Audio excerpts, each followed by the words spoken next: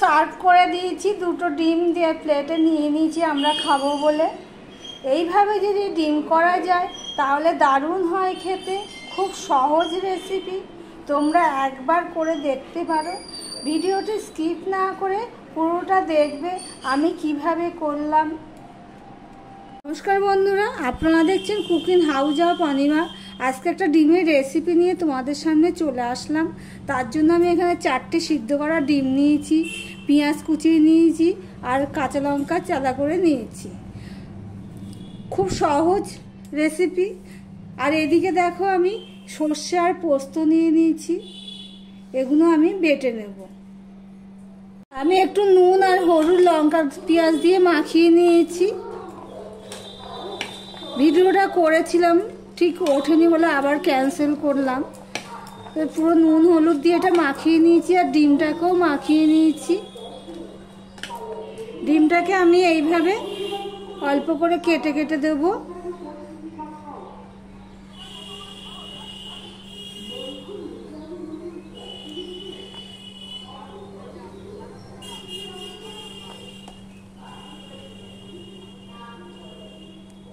সব ডিমগুলোকে আমি কেটে কেটে দিয়েছি, দিয়ে আমি সম্পূর্ণটা মাখিয়ে নিলাম।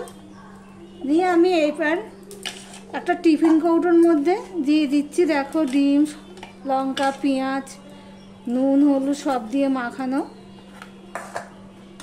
সম্পূর্ণটা আমি এর মধ্যে দিয়ে দিলাম।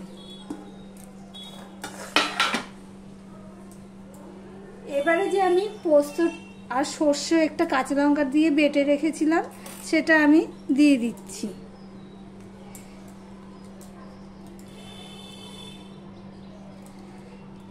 যেদিনকে কোনো কিছু রান্না করতে ইচ্ছা না করবে, ঘরে যদি ডিম থাকে তাহলে এইভাবে তোমরা করে ফেলতে পারো।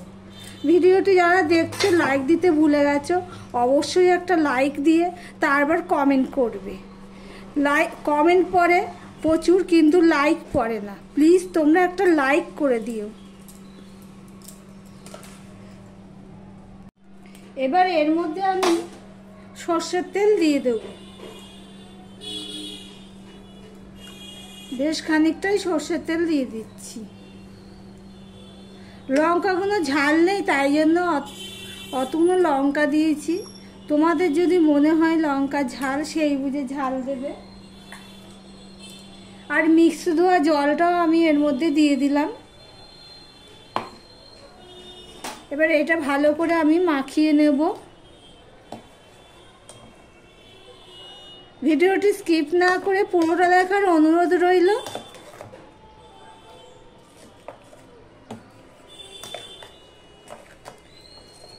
ডিমের কষা, ডিমের ঝোল, এগ চিলি অনেকটা খেয়েছো, এইভাবে একবার করে খেয়ে দেখতে পারো।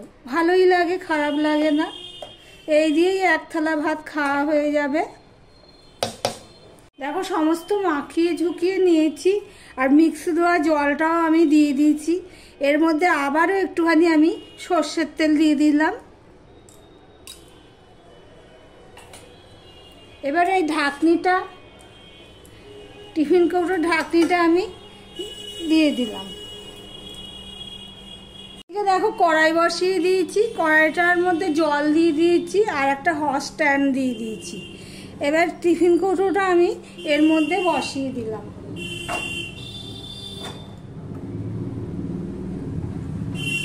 এবার ভালো করে ঢাকা দিয়ে দিলাম, দিয়ে 10 মিনিট আমি ফুটতে দেব।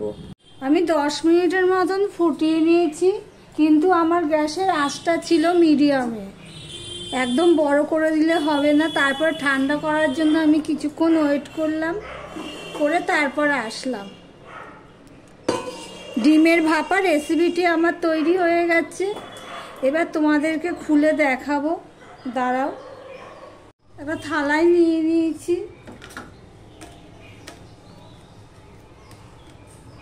আমার ভিডিওটি যদি ভালো লেগে থাকে লাইক কমেন্ট শেয়ার করে দিও। আর যারা নতুন বন্ধু ভিডিওটি দেখছো সাবস্ক্রাইব করোনি, তাদেরকে বলবো আমার চ্যানেলটি সাবস্ক্রাইব করে পাশে থাকার জন্য। এ দেখো ডিমের ভাপা রেডি হয়ে গেছে, দারুণ হয় খেতে। এই দিয়েই এক থালা ভাত খেয়ে নিতে পারবে। তাহলে ভিডিওটি আজকের মতন এখানেই শেষ করলাম। টাটা।